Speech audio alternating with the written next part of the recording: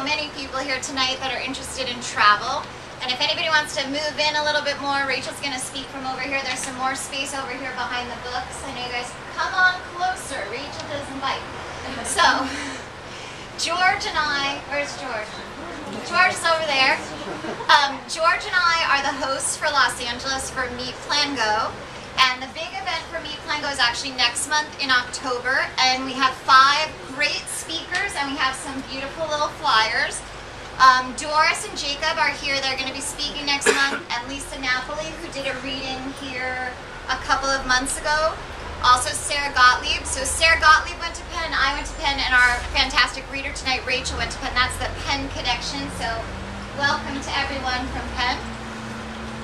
So we have 5 amazing speakers. On October 18th, there will be events in 17 cities across the United States, all on the same night. George and I are also taking part in Travel Massive, which is a global travel group. It's on 3 continents. And Jade is here somewhere. She's a big Travel Massive person.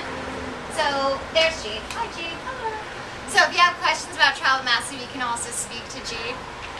And we're so lucky tonight. Rachel flew all the way from New York to join us to share her travels and her story, which is such a Meet Plan Go story. So Meet Plan Go is about bringing people together and encouraging people to take longer career break travel, which is exactly what Rachel did. She took a big risk and a deep breath and did her travel and wrote an amazing story. So I'd like to call Rachel up here, and we want to say hello to all of Rachel's family that we're so happy you're here. And here she is. Thank goodness, like you should. So let's give her a big warm welcome. Thank you for having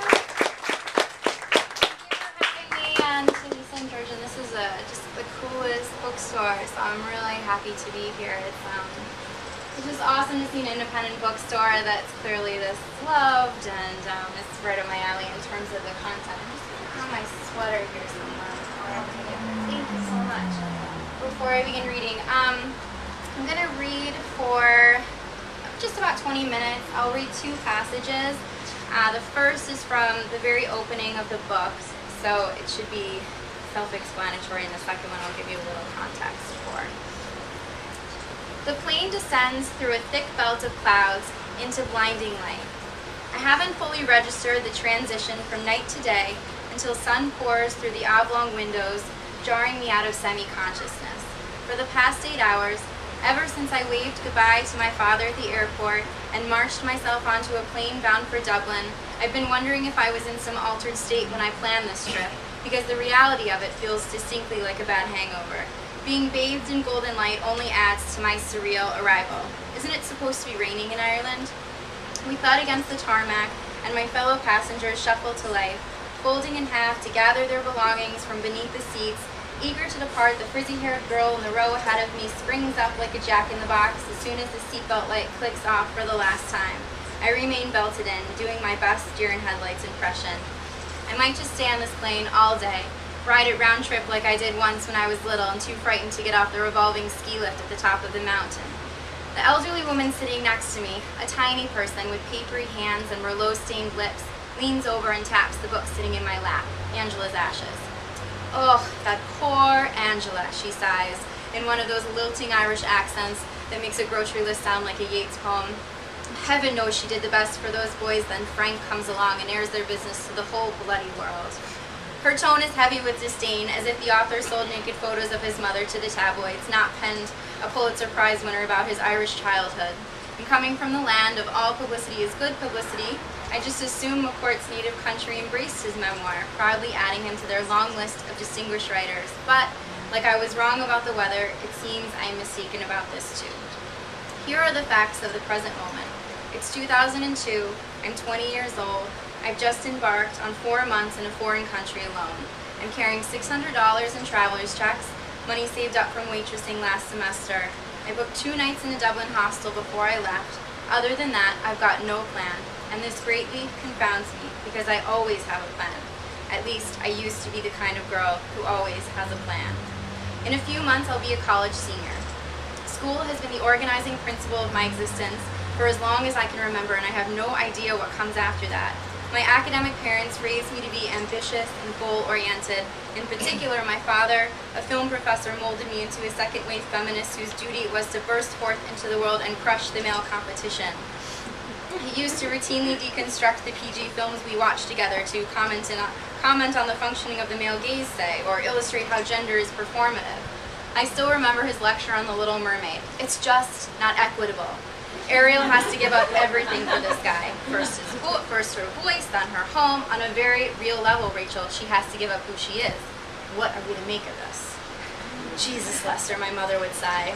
I was 8, but I listened. I always listened. There was never a question of whether I would attend college, only where, and I was desperate to go, both because my parents' divorce had left me without a place I truly identified as home, and because I genuinely loved school, where the formula for success was straightforward. Study and you get good grades. Simple, safe. But no class has prepared me for the post-student leap I am facing now, and being an eternal overachiever who bases her self-worth on her GPA, I am woefully ill-equipped to take on the unpredictable, unscheduled life awaiting me after college graduation. I'm terrified of this unknown. In the Dublin airport, confident, purposeful travelers swirl around me, off to meetings and reunions and homes. All of them seem to know exactly where they are headed, except for me. For a few moments, I am frozen and directionless, lost amidst the drifting crowds. My brain works in slow motion, registering my tasks. Pick up suitcase, exchange money, find hostel. I've never been to a foreign country alone, though I've been abroad a few times, starting with Germany when I was 10. My brother Dan was stationed there, and I flew all over with my parents to visit him. We rented a car and dashed all over Europe, 10 days in at least as many cities, pausing just long enough to snap photos. It was exhausting, and I'm told I didn't appreciate much of it. Every few years, my brother reminds me, shaking his head with renewed disgust, that I slept through the pristine Alps. After my sophomore year of high school, my parents discharged me to Israel with a temple youth group, even though I had recently articulated to them that I was so over Judaism. But it was difficult to stay pissed off for an entire summer, especially on a bus with 25 other teenagers and Yamud, our gigantic, hairy Israeli graduate student guide who insisted on blasting "We Built This City on Rock and Roll" on his boombox every morning at 6 a.m. as we boarded the bus, still bleary-eyed. If you were drooping sleepily in the aisle, one of his enormous flailing wrists would smack you in the head.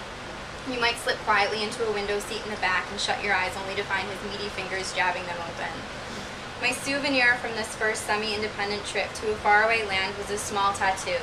I acquired it in a dingy corner of Jerusalem from one of those muscly guys who has inked every available nook of his plush canvas. The tattoo is a simple quarter-sized blue flower on the lower right back side of my back, 5 blue petals with a hint of purple at the base outlined in black ink. Tiny tendrils poke out like rays of sunlight. I arrived at the tattoo parlor with 2 quivering guy friends who insisted I go first. I smiled up reassuringly at their worried faces as the needle scratched into my bare flesh, feeling incredibly wild. But this trip to Ireland is my first time alone in a foreign country. No family, no friends, no crazy Yamud making sure number 28 is on the bus. I have only myself to rely on, which is precisely what worries me. My friends and family's collective concerns echo in my brain. Where will you live? How will you find work? Won't you be lonely? I don't know, I don't know, I don't know. All I knew was that I needed to get away. I hadn't actually pictured myself on the other side of that conviction. "You're so brave to go off on your own," my best college friend Erica told me a week ago, bestowing brave upon me with the distinct tone usually reserved for the word insane. Erica is interning at an art gallery in New York City this summer. It's the kind of thing I think I should be doing, trying out my career instead of skipping town for no discernible reason. I can barely heave my massive red suitcase off the conveyor belt. It feels twice as heavy as when my father and I launched it in the truck of his Hyundai before heading off to the airport.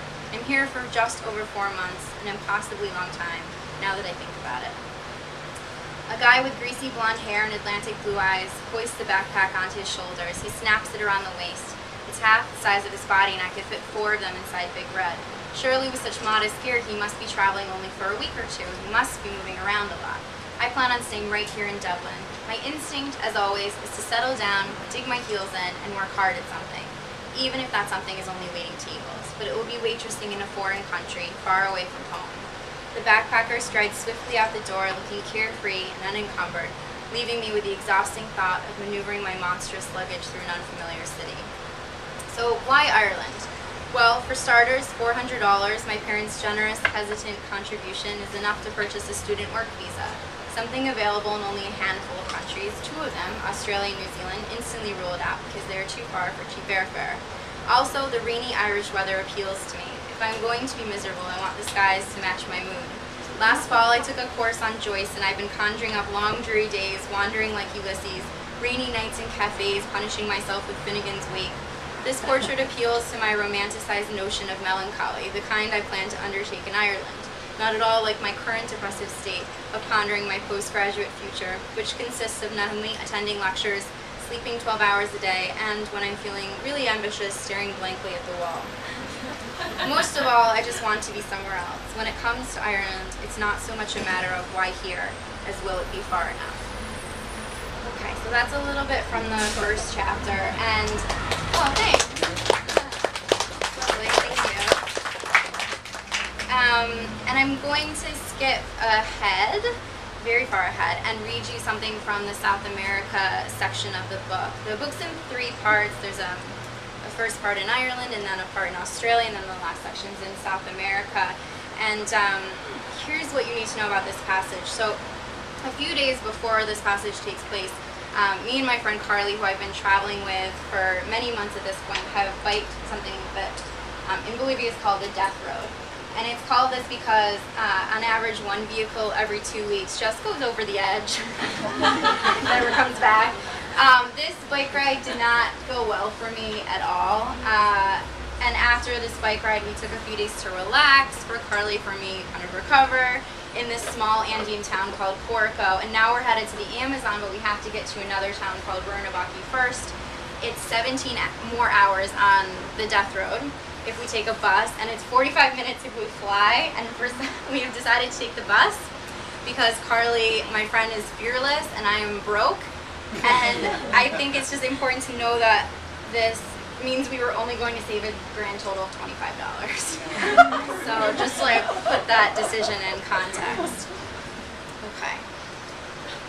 2 days later, peaceful Porco seems a world away as we race along a supposedly less dangerous stretch of road in a bus. My forehead is plastered against the greasy glass as I strain to see beneath the bus to confirm that the wheels are connected to the road and we are not, as it appears, suspended in midair.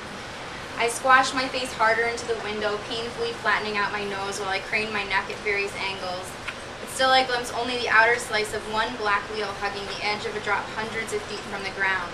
The muddy path is tucked neatly out of sight below the belly of the bus. Next to me, Carly ignores my manic investigation. She leans back against the seat and puts one flip-flop foot across her knee. Behind cheap aviator sunglasses, her eyes close. She's gotten thinner since we arrived in South America 2 months ago. We both have. But Carly's body is muscular, compact, thin, whereas I look more wafy and anemic. She wears knee-length tan shorts and a long-sleeve blue cotton shirt. Her blonde hair is pulled back into a short ponytail. Her Discman earphones dangle like a futuristic necklace. I lean over her lap to get a better look at some of the other passengers and accidentally step on her exposed toes. Sorry. She reluctantly opens her eyes. What's the drama? Loosely translated, this is Australian for, why are you acting like such a complete idiot and stomping on my foot? We have a problem, I say, and gesture wildly towards the window. It has become abundantly clear over the past few months that Carly and I have vastly different definitions of a problem. For her, the word is employed only after something bad actually happens, as in Charlie had a bit of a problem last week when that shark bit off his leg. I personally feel that experiencing actual misfortune is a mere technicality. The real problem began with the idea of the shark lurking in the water, something it would have occurred to me to worry about long before I actually paddled out into the ocean. In my opinion, a problem is the promise of disasters to come, 2 seconds or 2 years from now. And considering its treacherous landscape, foreign languages, unpredictable transportation, and total disregard for fixed prices of goods and services, Bolivia itself is, for me at least, pretty much one big problem. Don't stress, Carly says, and offers me a relaxed smile. It's no worries. Now, unlike the word problem, the expression no worries tumbles off her tongue with alarming ease. After living in Australia, I've come to understand that this phrase doesn't always mean there isn't actually anything to worry about. It's more like a suggestion that you will be much happier if you go about your business believing everything is fine. Call it positive thinking or unflagging confidence, or maybe a Zen-like notion all Australians share that the mysterious workings of the universe are completely out of our control, so why bother getting all worked up? Or, I don't know, maybe surviving 22 years in a country home to an unfathomable number and variety of creatures that can kill you has instilled in Carly some profound nihilism. Whether it's personal or cultural or what, I don't have it. So the fact that we are barreling along at 50 miles an hour in a one-lane, two-directional, glorified horse trail suspended high in the air in a bus that should have been scrapped for parts in the 1970s, driven by a guy who I'm reasonably sure is drunk, doesn't trouble Carly. Or if it does, she doesn't let on. It's infuriating.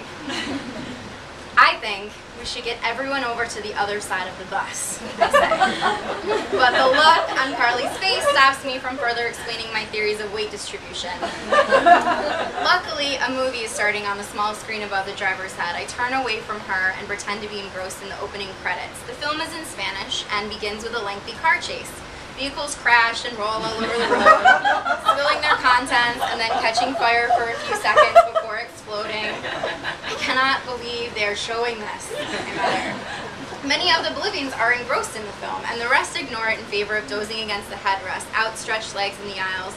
No one else looks worried about the 17 hours of treacherous driving before we hopefully reach Cuernavaca, our jumping off point for the Amazon. In fact, I realized that I have never seen a nervous Bolivian passenger on any of the various jeeps or buses or trains or boats I have now ridden through rain and hail and snow. All that is about to change. Look out the window, I urge Carly, and my voice is shaking. What are we doing on this bus? I ask a little too loudly. The Bolivian couple next to us shift uneasily in their seats and glance in my direction. What is anyone doing on this bus? I press my head against the window, taking long, dramatic gulps of air. I can feel Carly's eyes boring through the back of my head. I feel and must look a bit deranged. Do you want to change seats? She offers. No way, I say. As ridiculous as it is, the only thing I have control over at this point is being able to see out the window of this suicide machine, and I'm not giving that up, no matter how insane it makes me. If it upsets you to look, don't look. She puts her earphones in and nods to the beat of the music. As soon as this lunatic stops, I'm getting off. She rolls her eyes, so I try and reason with her. The driver's going too fast, Carly. He's driven this road hundreds of times. This is how Carly manages unpleasantness, as calmly as possible. She closes her eyes, puts on music, tells herself the wild-eyed bus driver is capable, then zones out.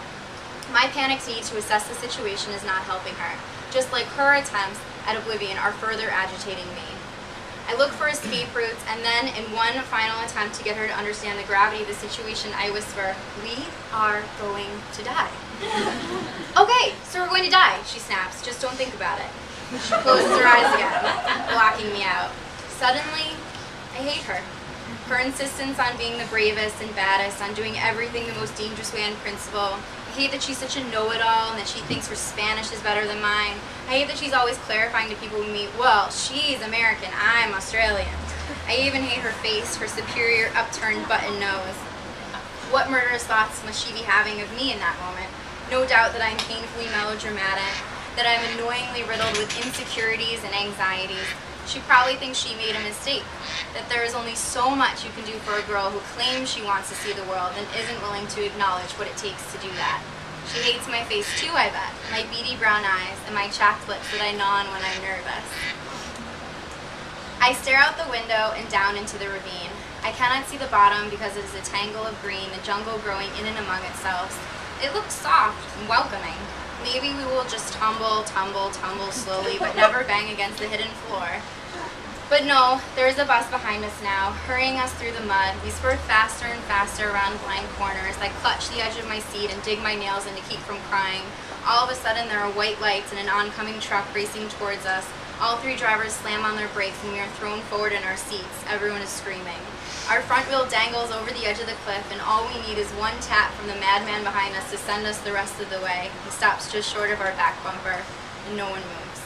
When I turn to Carly, she has already wiped the fear from her eyes. She grins at me. "I'm getting off," I tell her through clenched teeth, as if this is all her fault. I step into the aisle. Annoyance flickers across her face. "Yeah?" she says, closing her eyes. "And then what? We're in the middle of nowhere." She's right, of course. The only thing I can do is sit back down, defeated, pop my last sleeping pill, the one I was saving to numb the plane ride home, and drift into a drug sleep for the next 12 hours. When I wake up, I am surprisingly clear-headed. A simple epiphany rings in my brain. I do not have to be Carly. I realized my hesitance over meeting up with her in South America was partly that it would inevitably lead to activities that would scare the pants off me but not her, yet I've never given myself credit for doing those things in the first place or acknowledged that they are more difficult for me than for Carly, that she has inched outside her comfort zone while I've skydived out of mine. All I felt up until this moment is guilt for not living up to the challenges as well as she always does. Hers has become another expectant voice in my head, like my parents. Her values differ greatly, of course, but the imperatives are still there. My instinct is, as with my parents, to please her. But although I've come to love travel, I'm not a die-hard adventurer, and that has to be okay. Alternatively, I'm not ready to settle down in the predictable existence my parents have plotted. I'm somewhere in between. For now, I realize it is unfair to blame Carly when things go wrong or are scary. I chose to be here, in part to test myself, and this involves inherent risks I cannot hold Carly accountable for. Who you are when you are tested might not be pretty, but it's always real. Thank you.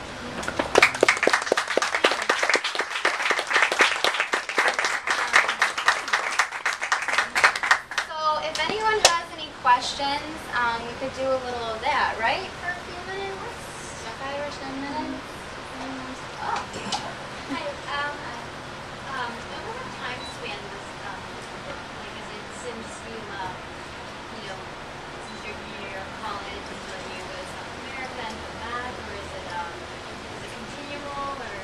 It's from the summer that I go to Ireland is the summer before my senior year of college, and then it ends about a year after I have already graduated from college. Yes, I think I'm 23.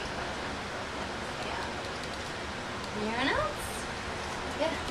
In writing it as the Good Girl's Guide, Yeah. did you discover your bad girl? Which one would you like to claim now?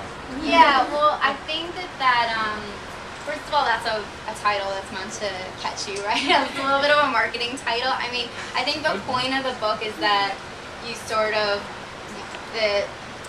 realize there's a balance between these two polarities. You know, I mean, definitely Carly serves as the more adventurous person who's kind of a guide for me, but I think what I ultimately realized is that in order to come to a balance, that neither of those titles really suits me.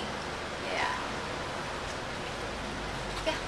So is writing this book a dream come true for you? Yes. Rachel, you repeat the Is question. writing this book a dream come true for me? I'm using my classroom voice. Good job.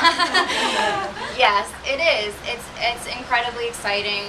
When I came back from my trip, I had always been writing in a diary as I went, but I didn't plan on writing a book until really in South America is when I started to fully realize how few Americans were out there traveling independently at this age that I was at, and how this was such a rite of passage for other people in other countries like Kiwis and Australians and Canada, the Commonwealth countries all do this, Europeans do this, Israelis do this oftentimes after they finish the army. So I was meeting all of these young travelers, and I really started to think that there wasn't a voice out there for this kind of journey that wasn't the kind, although I love you know, Bill Bryson's books or one of these other travel writers, you could put Elizabeth Gilbert out there.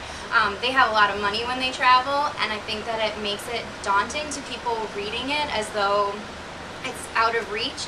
So I had this really practical purpose in mind to write this not only as a compelling narrative, but so that people could read it and think, I can do this. That's why there's actual amounts of money I had with me. There's those like tangible details and what I packed, and because I wanted people to be inspired to go out there and do this. And there are more now, but there weren't a lot of books when I sold this book that were written by female travel writers or female friendship on the road kind of travel books. That's a really long answer to your question. But yes, it is definitely a dream come true. Yeah. So as a young author, what was your experience getting your first book? I'm assuming this is your first book published. As a young author, what was my experience getting my first book published? And what would be your advice to other authors that wanted to get their book published after you've gone through it? Let's see. In terms of selling a book, I suppose my advice would be you're of course passionate about the story that you're telling, but you have to be savvy about marketing yourself, which is not something that comes naturally to me personally as a writer. I don't know about other writers, but once I was working as an editor when an academic editor, so very different than the kind of writing I'm doing, but I'd seen a lot of proposals come through the pipeline because of that, and so I knew what a proposal looked like to send to agents. That's something also you can find in books. They have samples and everything. But I knew how important it was to editors because I had acquired books for the author to really take responsibility for positioning herself in the market and to really, to really provide comparable titles, and you really have to sell yourself, and it's not. I don't find it particularly a pleasant thing to do, but I think that it's an important thing to understand when you're writing. But obviously the first thing you have to do is just simply write something that you believe in, and then just you hope that someone is out there who believes in it too.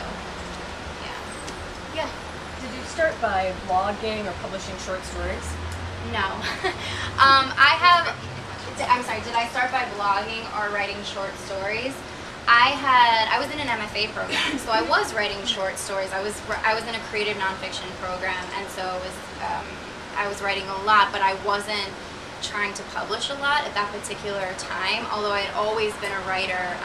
If you read the book, you know I was a serious musician for first 18 years of my life. So I'd always written, but I hadn't tried to publish, and with the book, I was in an MFA program, and I had seen how these brilliant writers had struggled for so long to get their books published, and I thought, this could take years, and so I'll just start sending out inquiries, and I'll see if I get any bites. And then I got lucky with an agent who really loved the project, and so it happened a lot faster. So my career's kind of been a little bit backwards. I wrote this book, and now I'm doing a lot of publishing of personal essays and travel writing and shorter pieces. That's how I'm kind of spending my time now, is sort of branching out into magazines and newspapers, more journalistic stuff.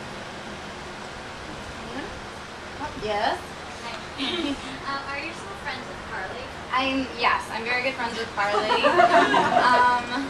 Yes. And she is in Colombia now, and I just went to visit her last year, and she is doing what she's always doing, which is just being completely badass and traveling and risking her life. She works with a nonprofit that was invited to Colombia by the government. And their job, they're an international organization, but their job is to essentially support people who work in risky professions in Colombia, which means in Colombia human rights lawyers, or people who represent anyone who's poor and disenfranchised. And what Carly does is accompany these people in all various parts of Colombia to make sure essentially that nothing happens to them. So it's very intense and Colombia is just beautiful. We had a wonderful time there. I loved it. Yeah. Is your book or books you talk about like the ethics of romance, whether it's with other travelers or local population, whatever? Yeah, there's actually a book that.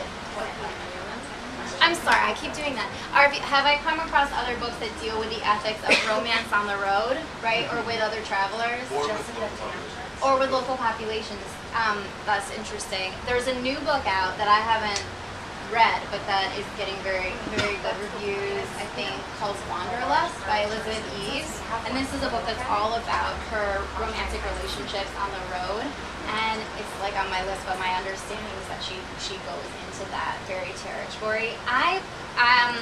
There is in great detail.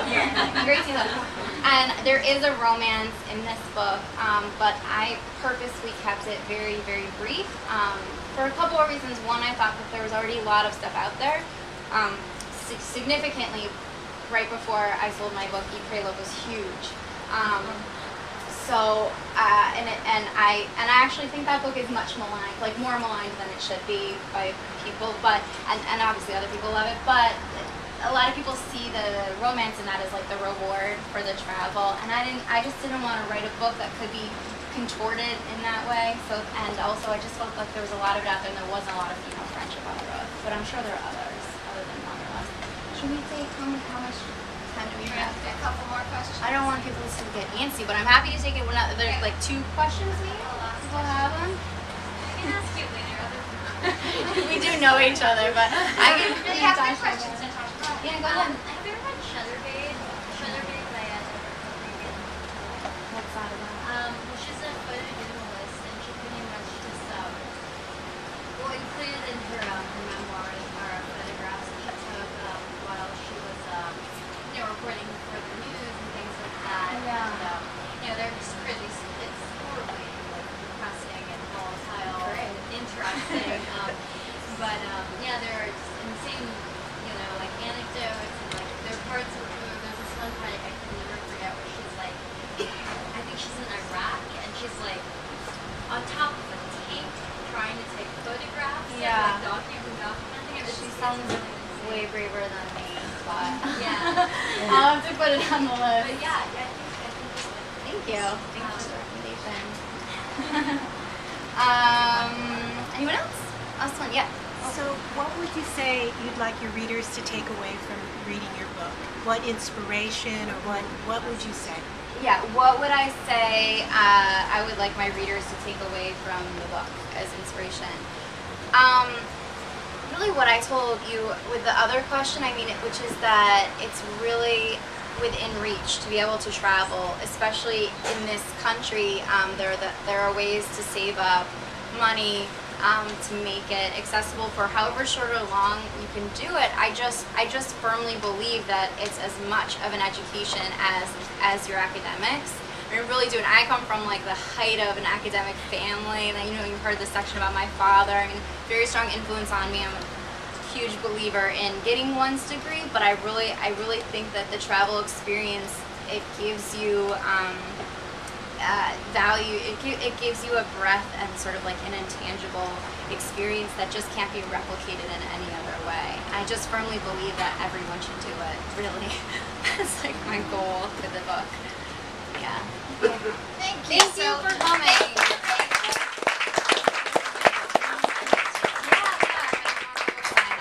So we're so happy that you're all here. It's a very packed crowd. So we don't want you to miss out on a few things. There's a bathroom in the corner, and there's wine, and there's cookies and fruit. So please help yourselves. I have some more flyers about our event if you're inspired and you're ready to go travel.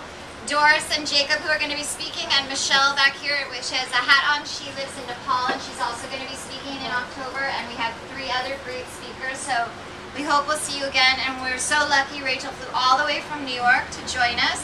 So if you'd like to buy her book, she's going to be here to sign and answer more questions. So let's give her another very big round of applause.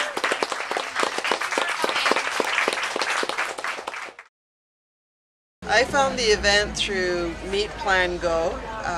Last year when I wanted to attend the Meet Plan Go for LA, I had hoped to attend, but I was actually living in China at the time, and I contacted the national group who was organizing it. So they put me in touch with Lisa and George, and that's how we started getting in touch with each other and talking about me coming to the October event.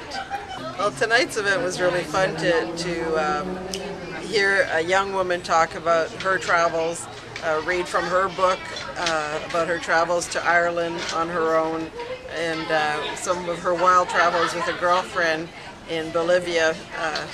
She's 30 years old now, but she was in her early 20s when she traveled. And it's a time of life when I wish I had been able to travel a lot more. I found this event online, and this is the second one I've attended. And it's so fun to meet a group of people that is interested in helping people to travel, because I love traveling. And my whole life, that has been the reward that I have taken.